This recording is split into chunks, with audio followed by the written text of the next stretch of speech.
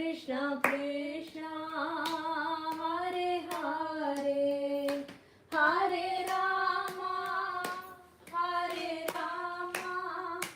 Rama Rama Hare Hare. Nitai Gaur Hari Bo, Hari Bo, Hari Bo, Nitai Gaur Hari Bo. Nitai Gaura Hari Bol, Hari Bol, Hari Bol, Nitai Gaura Hari Bol. Om Namo Bhagavate Vasudevaya.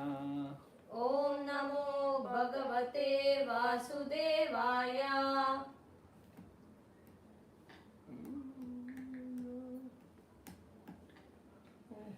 No power. No power. Guru Maharaj, I can give you something. Bhavana, connect panna. Yes, we can connect from there. It is same then, Bhavana. Yeah, Apple. it's the same.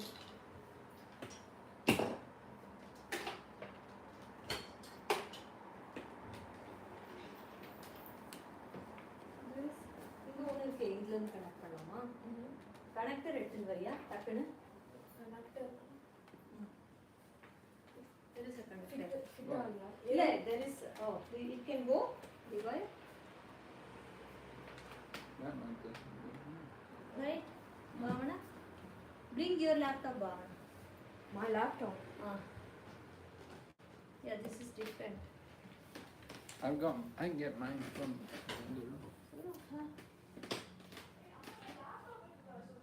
Ama, just to connect to Veda base. You can, right? Okay, bring it soon. Yeah, Guru Maharaj. Just to connect to Veda base, right? Yeah, she can bring that. I put it in charge, Guru Maharaj.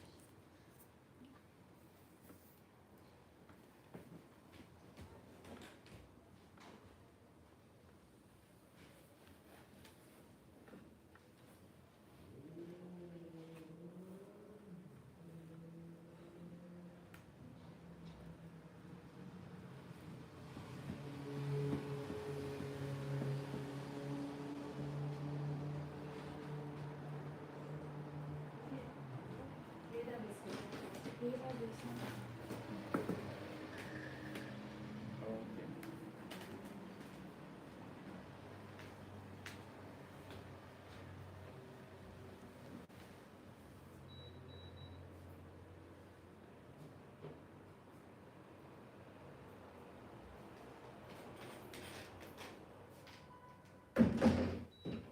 Chapter 3, 24, 20th lesson.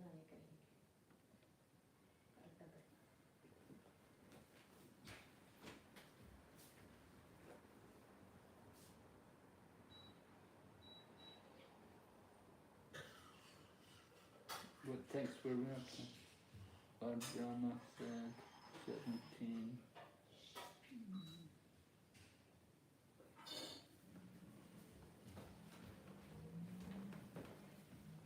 Okay.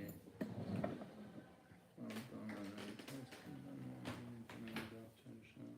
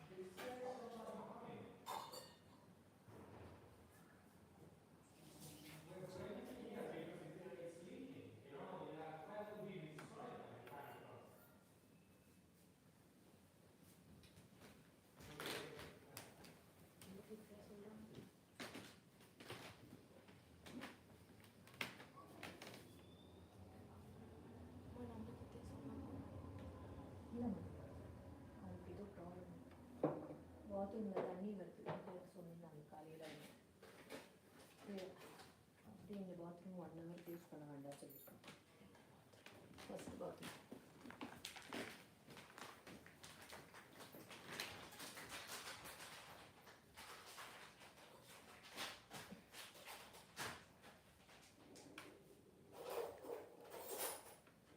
Takes 28, is it? Yes, Guru Maharaj, 20th. Takes 20. Yesterday we read 2-3 verses, right? We started with 19. Yesterday you were not there. Do they remember? Nitya, do you remember? Yesterday till which verse we covered?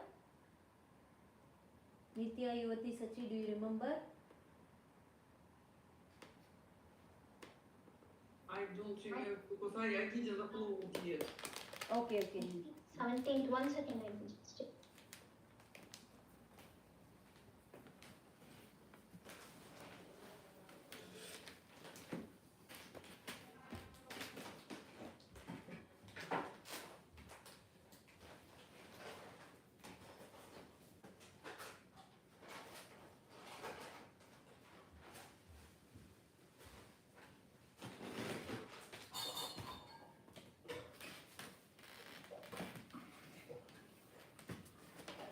I think it's 28. Okay, Guru Maharaj.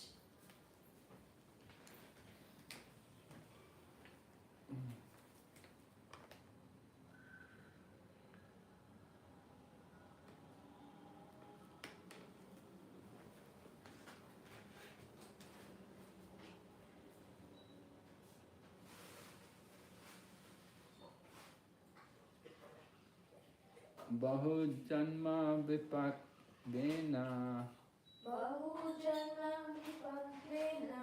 samyak yoga samadhina drashtam yatante yataya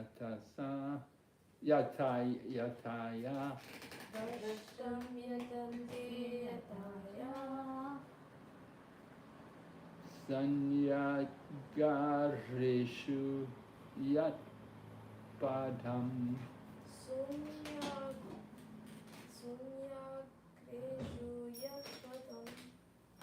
samyagareshu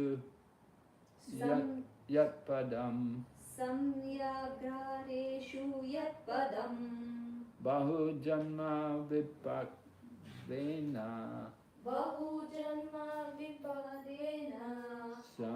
samyak yoga samadhina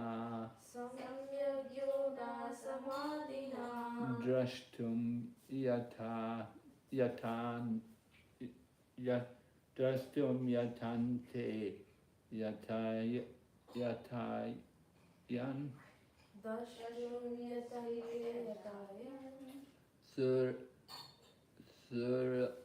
sunya gareshu yat padam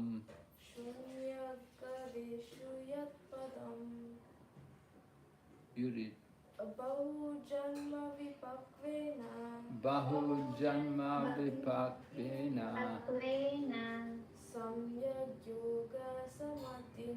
samyak yoga samadhina drashtum yatante yataya sunyagareshu yat padam. Translation: after many births, mature yogis, by complete trance in yoga, endeavor in secluded places to see the lotus feet of the Supreme Personality of Godhead. Purport: some important things are mentioned here about yoga. The word Bahu Janma Vipakvena means after many births of mature yoga practice. And another word, Samyak Yoga Samadhina, means by complete practice of the yoga system. Complete practice of yoga means bhakti yoga. Unless one comes to the point of bhakti yoga or surrender unto the Supreme Personality of Godhead, one's yoga practice is not complete. This same point is corroborated in the Srimad Bhagavad Gita. Bahunam Janmanam Ante. After many, many births, the jnani who has matured in transcendental knowledge surrenders unto the Supreme Personality of Godhead. Kardama Muni repeats the same statement. After many, many years and many, many births of complete practice of yoga, one can see the lotus feet of the Supreme Lord in a secluded place. It is not that after one practices some sitting postures, he immediately becomes perfect. One has to perform yoga a long time, many, many births, to become mature. And a yogi has to practice in a secluded place. One cannot practice yoga in a city or in a public park or declare that he has become God simply by some exchange of dollars. This is all bogus propaganda. Those who are actually yogis, practice in a secluded place, and after many, many births, they become successful, provided they surrender unto the Supreme Personality of Godhead. This is the completion of yoga. So, Lord Brahma speaking, is it? I think, look. Anyway, describing about the yoga, the not very quick process, takes a long time, many, many births, right? In the Bhagavad Gita, Krishna also described about knowledge. He said, Bahunam Janmanam Ante Jnanavam Mam Prapadyante Vasudev Sarvamiti Sa Mahatma. Mahatma Sudurlabha. Okay, translation. After many births and deaths, one who is actually in knowledge surrenders unto me. Such a soul is very rare. So, describing also by the path of knowledge also takes many lifetimes, takes a long time to surrender. So here they're describing about yoga, because Kardama Muni, he'd been doing yoga, he did Astanga yoga, 10,000 years, because Satya Yuga. In the Satya Yuga, they live a long time, live 100,000 years. Would you like to live 100,000 years?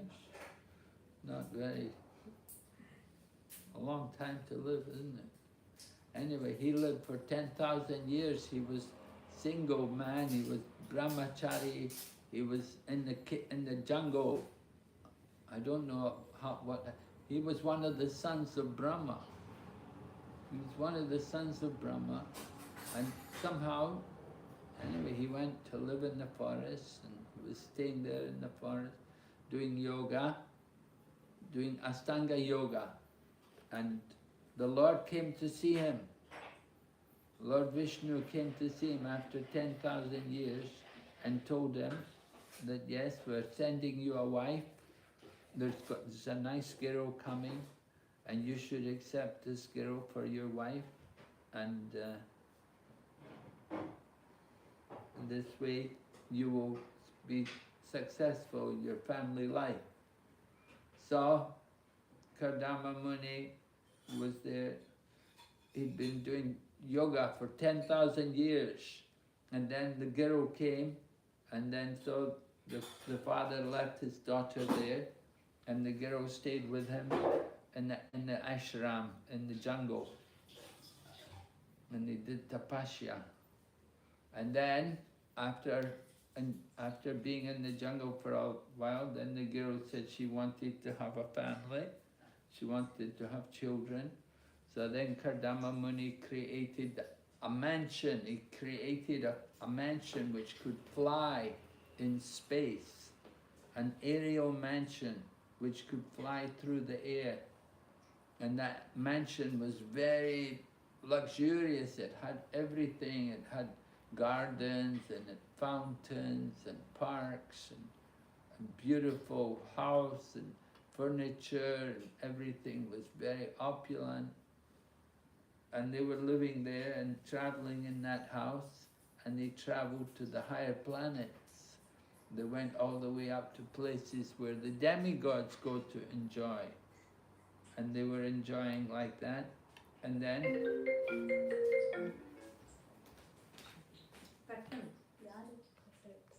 then they were enjoying, and then after they enjoyed for a long time, then they came back to the ashram, and then she had 9 daughters. She had 9 daughters, right? Because Kardama Muni was a yogi, so he could expand himself, and he expanded, and he gave, each expansion gave her a child, so she had 9 children all at one time. And the 9 children, they took birth and they were grown immediately. They didn't have to grow. But somehow, after their birth, they were fully grown. And so, then she said, but I need a son. She wanted a son. She said because her husband was going to leave her. So, she asked for a son. So then, that they had to do more tapasya. And then after they did more tapasya, then they got a son, Kapila Muni. And this is, Kapila Muni is going to take birth. So, it's described how these yogis, they see yogis, they want to see the lotus feet of the Lord. They want to take shelter at the lotus feet of the Lord. But in order to do that, they have to practice yoga for a long time to purify the heart, because they have to clean the heart. Before they can take shelter of Krishna, they have to clean the heart. In the heart, there's a lot of things like lust, anger, and greed. These are 3 heavy, bad things, very dangerous things. Kam, Krodh, and Lobh. In the Bhagavad Gita, Krishna said, there are 3 gates into hell. Lust, anger, and greed. And you have to be very careful to avoid these things. You have to avoid the lust, the anger, and the greed. Otherwise, you can't go back to Godhead. So long as you have lust, anger, and greed. So you have to purify the heart. Yes. I don't know if it connects to your art here.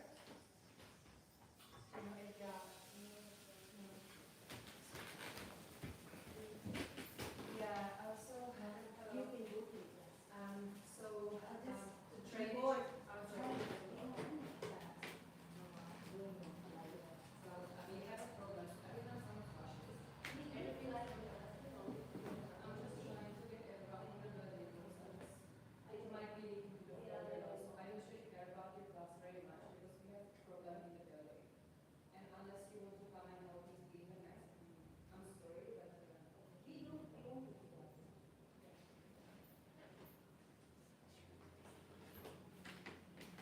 Yeah, it's okay, Guru Maharaj. They're having some problem in the bathroom downstairs. The already husband came and told that we should not use the bathroom for 1 hour. Now I'm telling her, we know that we don't use it. She's telling, I don't care about your class. Because she's so stressed with the mess with the bathroom and everything. It's okay, Guru Maharaj. You can continue. Okay.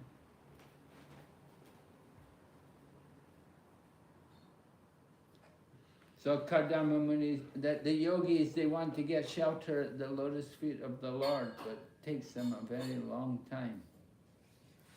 The yoga process is not easy.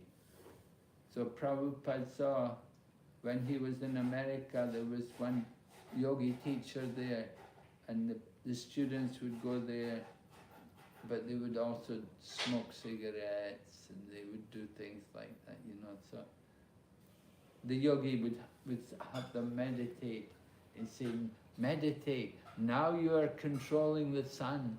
And they, oh, now I am controlling the sun. And say, now meditate, now you are controlling the moon.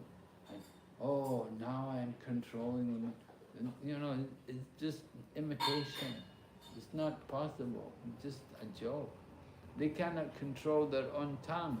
They have to smoke cigarettes.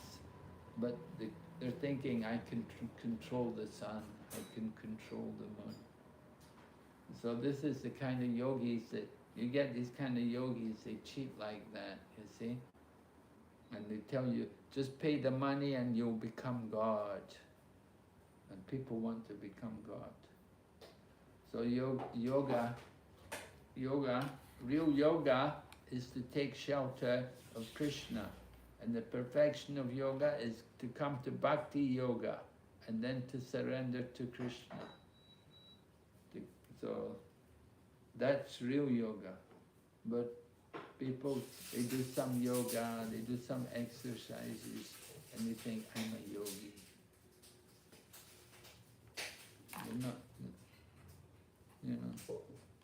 it's imitation yoga, not real yoga. Real yoga is to connect. Yoga means to connect to the Supreme, to connect to Krishna. So they're not really yogis, but they're imitating. All right, read. You read the Sanskrit, and I will repeat.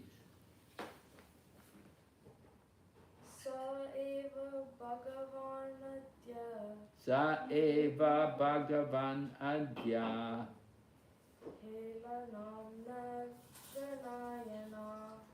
Helanam Naganayana Griheshu jatu gramyanam Griheshu Jata Gramyanam Yasvanam paksha pushana Yasanam Paksha Pushana.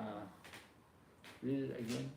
Saeva Bhagavanatya Saeva Bhagavan Adya Helanam Naganayana Helanam Naganayana Griheshu jato gramyanam Griheshu Jata Gramyanam Yasvanam paksha pushana Yaswanam Pakshu Pushana.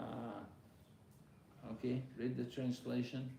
Not considering the negligence of ordinary householders like us, that very same Supreme Personality of Godhead appears in our homes just to support His devotees. Okay, put what? Devotees are so affectionate toward the personality of Godhead that although He does not appear before those who practice yoga in a secluded place, even for many births, He agrees to appear in a householder's home where devotees engage in devotional service without material yoga practice. In other words, devotional service to the Lord is so easy that even a householder can see the Supreme Personality of Godhead as one of the members of his household, as a son, as Kardama Muni experienced. He was a householder, although a yogi, but he had the incarnation of the Supreme Personality of Godhead, Kapila Muni, as his son. Devotional service is such a powerful transcendental method that it surpasses all other methods of transcendental realization.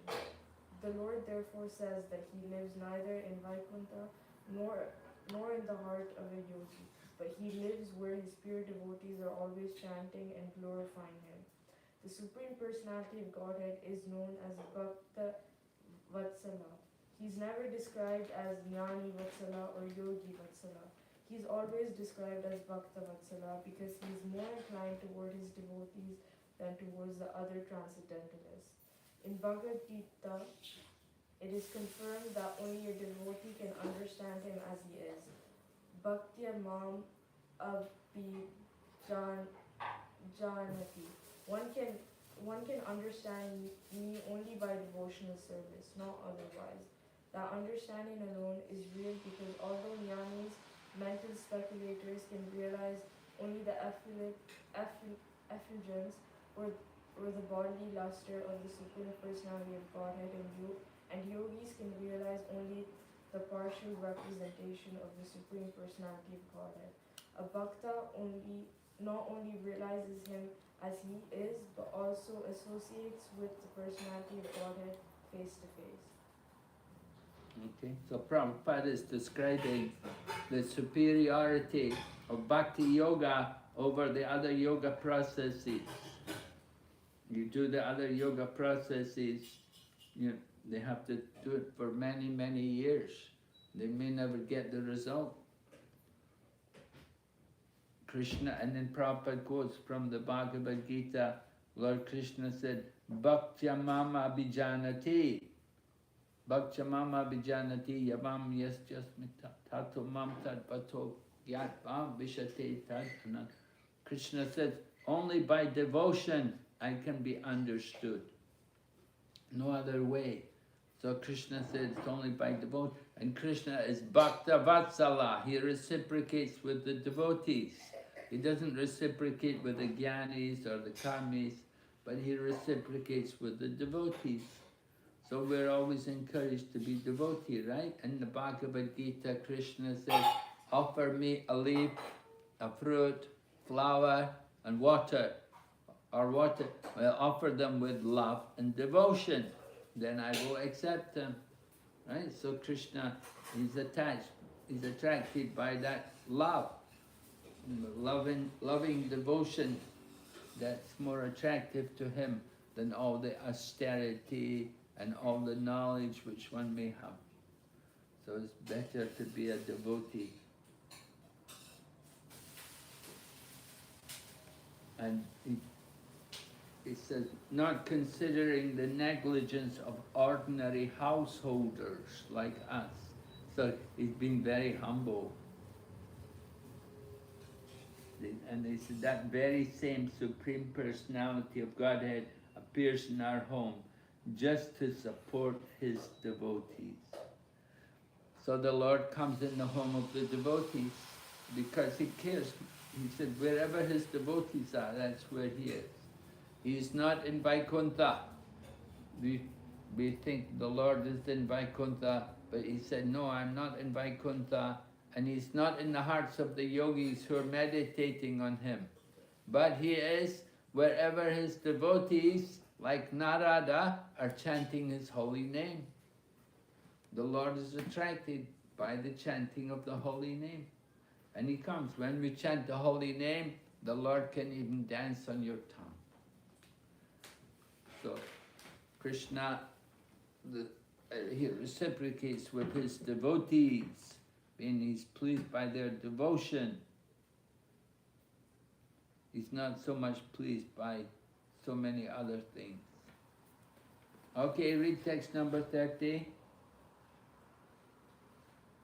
Sviyam vakyam ratam kartum. Sviyam vakyam risham kartam. Avatinosi me grihe. Avartinosi me grihe. Yeah. Chiki sud bhagavan jnanam. Chekirshur Bhagavan Jnanam. Bhaktanam manavartanam. Bhaktanam Mana Vardana. Sviyam vakyam ritam kartum. Svayam Vakyam Ritam Kartum Avatinosi me grihe.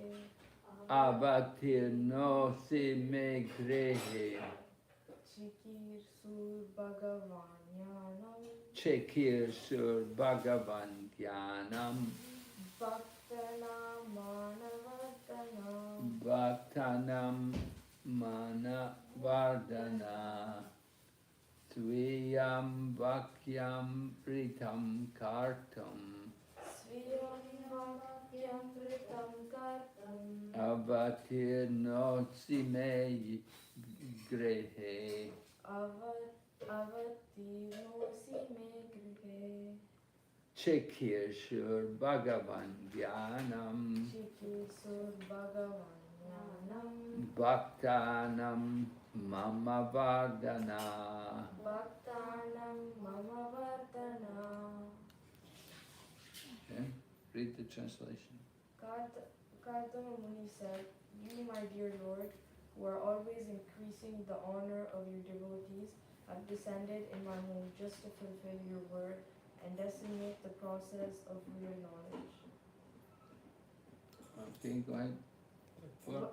When the Lord appeared before Kartama Muni after his mature yoga practice, he promised that he would become Kartama Muni's son. He descended as the son of Kartama Muni in order to fulfill that promise. Another purpose of his appearance is Chikisur Bhagavanyanam, to distribute knowledge. Therefore, he is called Bhaktanam Manavardana, he who increases the honor of his devotees. By distributing Sankhya, he would increase the honor of the devotees. Therefore, Sankhya philosophy is not dry mental speculation. Sankhya philosophy means devotional service. How could the honor of the devotees be increased unless Sankhya were meant for devotional service? Devotees are not interested in speculative knowledge. Therefore, the Sankhya enunciated by Kapila Muni is meant to establish one firmly in devotional service. Real knowledge and real liberation is to surrender unto the Supreme Personality of Godhead and engage in devotional service. Okay. So Kadama Muni is talking now to the Lord.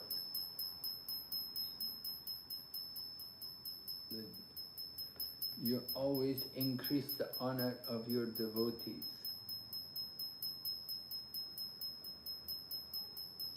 Kadama Muni is talking to Lord Kapila that because she's taken birth, the Lord has appeared in the home of Kadama Muni. So it's an honor for Kadama Muni that the Lord has come in his home.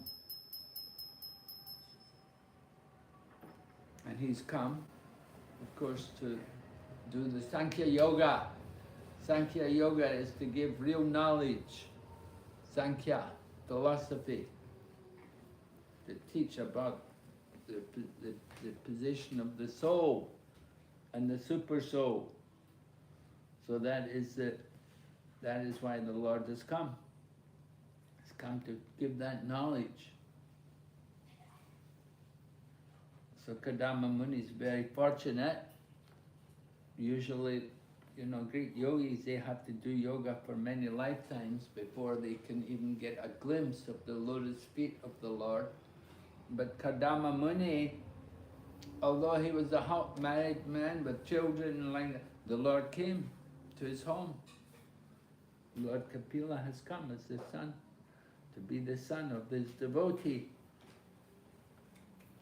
So that is loving reciprocation between the Lord and his devotees.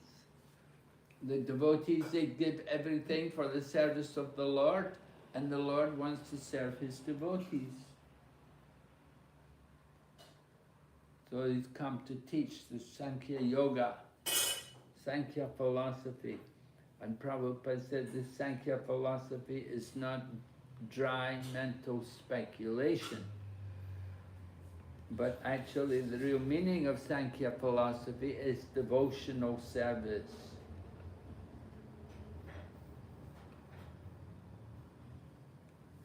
So So it's an honor for the devotees. How could the honor of the devotee be increased unless Sankhya were meant for devotional service? Yeah, we're encouraging people to do devotional service, but that Sankhya philosophy, that's the same thing as devotional service. So no difference.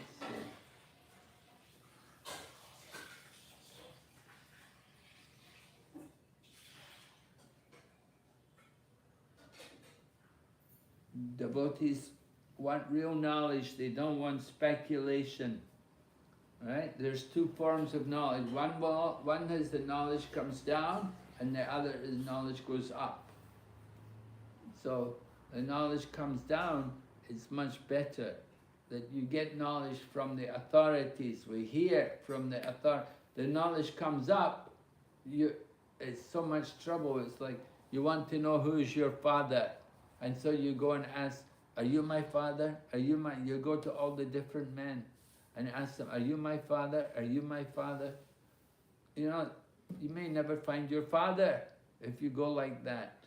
There's so many men, and none of them, they say, I'm not your father, I'm not your father. And who is it? You're still trying to find out. So the best way, how do you find out who's your father? You ask your mother, right? And your mother will tell you who is your father. So the same way, we want to know about Krishna, we want to know about the Supreme Lord, we want to know about Him, we have to ask the mother. Who's the mother? The Vedas. The Vedas will tell us everything. So you get information. So that knowledge is coming down. But if you try to go up, you know, just like if you go up, it's you've got to pull yourself up, go up a rope, pull up, it's a lot of trouble to go up. Take a long time. You may never get there. You may never get the right answer. You may never find out who is your father. So the ascending process is not what you want. It's a lot of trouble, so difficult, takes so long, many, many lifetimes. We don't have the time to waste. We don't want to spend all that time. We want the results quick, right? You want quick, we like quick things. So, the knowledge coming down. Up in the top, we have the acharyas, the gurus, you have Krishna, Lord Brahma, and they're telling us everything. So we just have to hear. We have to hear from the higher authorities. It's a much better process to get the perfect knowledge, to understand everything. Let the knowledge come down. If you have to do everything yourself, oh, are you God? Are you God? Can I do this? Can I do that? You're trying so many different things. You don't know what you can do and what you can't do. It can take you a long time. You can make a lot of mistakes. But if you hear, if you get instructions from the authorities, then it's very easy. Very quickly you can progress. Right? So this is why bhakti is better. You see, bhakti is the knowledge comes down. All right? Any questions?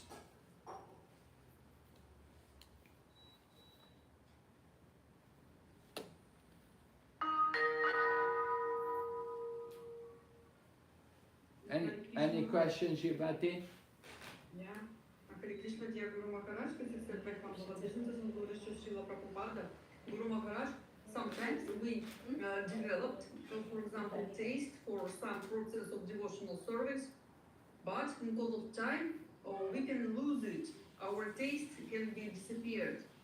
And what can be the reason of it? Because sometimes it seems that the circumstances are the same, but we lost our taste.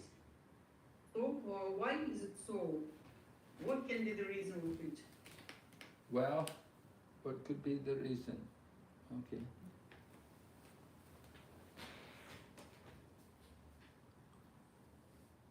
Well, the reason could be bad sadhana. You didn't give enough time, you didn't pay enough attention to your sadhana, to do regular chanting and hearing.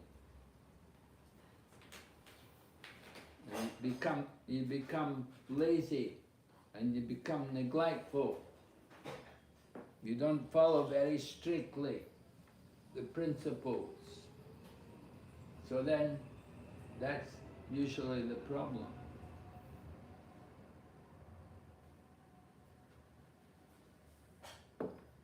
Inattention while chanting, not chanting with proper care and attention, not hearing enough regularly, not doing enough service, these kind of things. If you don't keep yourself busy in the service of Krishna, then Maya will get you. Because it's our nature to be active. We have to be active, we like to do things, and if we're not engaged in the service of Krishna, then Maya will come along and take us and engage us in the service of Maya. So we have to be careful, we have to always be on guard. Otherwise you'll become a servant of Maya.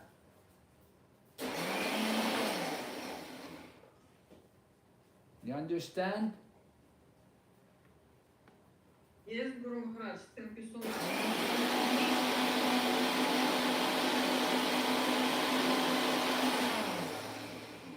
May it be, Guru Maharaj, if we took too much.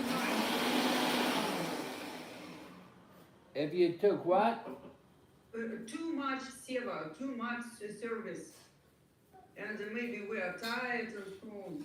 Or if we take on too much service, Yeah. and maybe we're tired. Maybe or not. Well, nobody falls down because taking on too much service.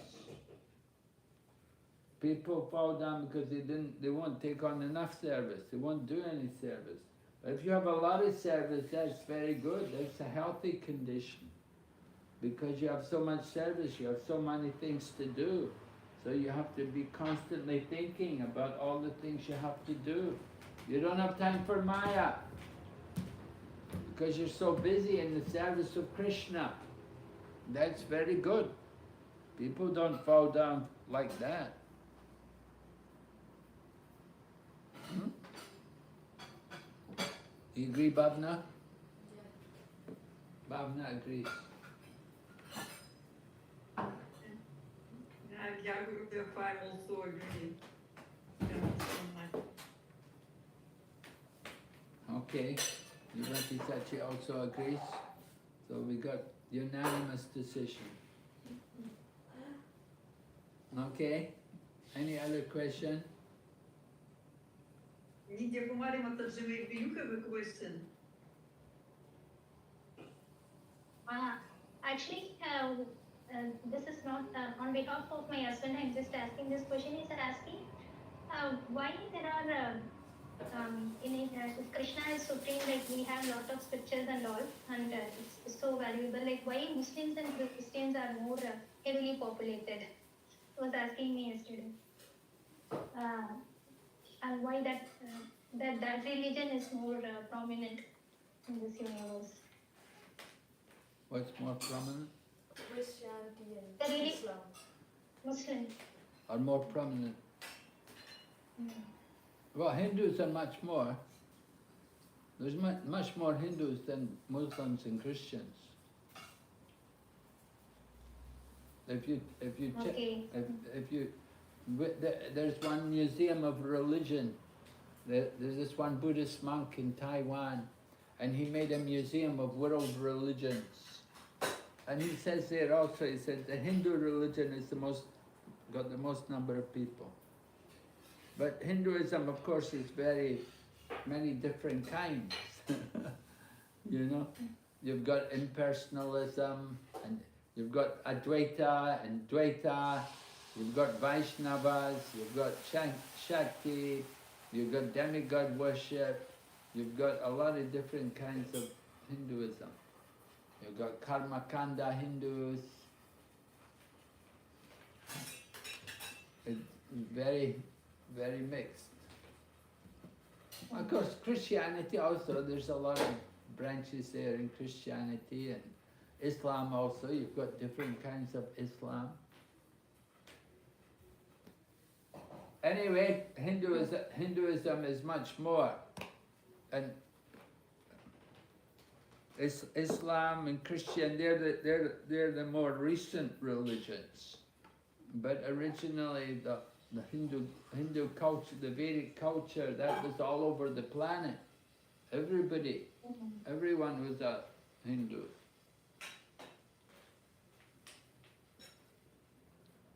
It's only in the recent time, like Muslim came, Prophet Muhammad came, and the Prophet Jesus. So they came, they taught, and they're also spreading their religion, you see. They're also preaching, they're spreading, they're taking new followers.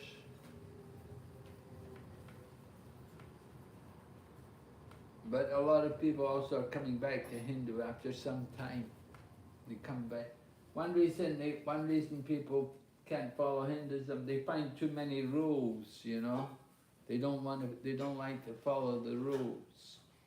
But the rules are actually good for people. The more civilized people, the more they have rules. People who are uncivilized, they cannot follow rules.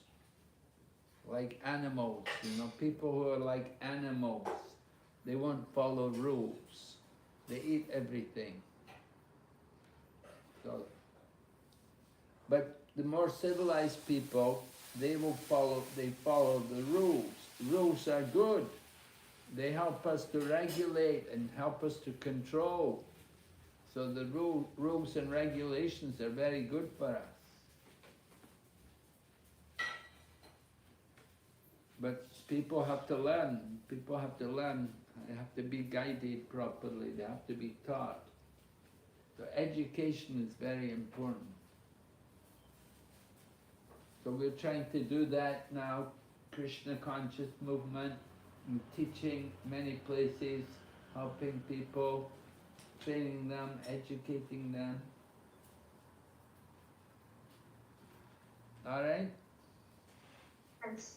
Okay, Guru Maharaj. Thank you. Okay. So we'll stop here today. Thank you very much. Hare Krishna. Srila Prabhupada ki. Jai. Bhakti Vigna Vinash Narsimha Maharaj ki. Gaur Bhakta Vrinda ki. Gaur Bhakta Vrinda ki. Jai.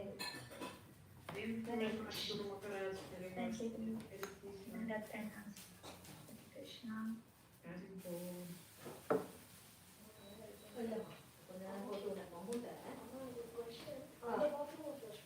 पढ़ना। Sure.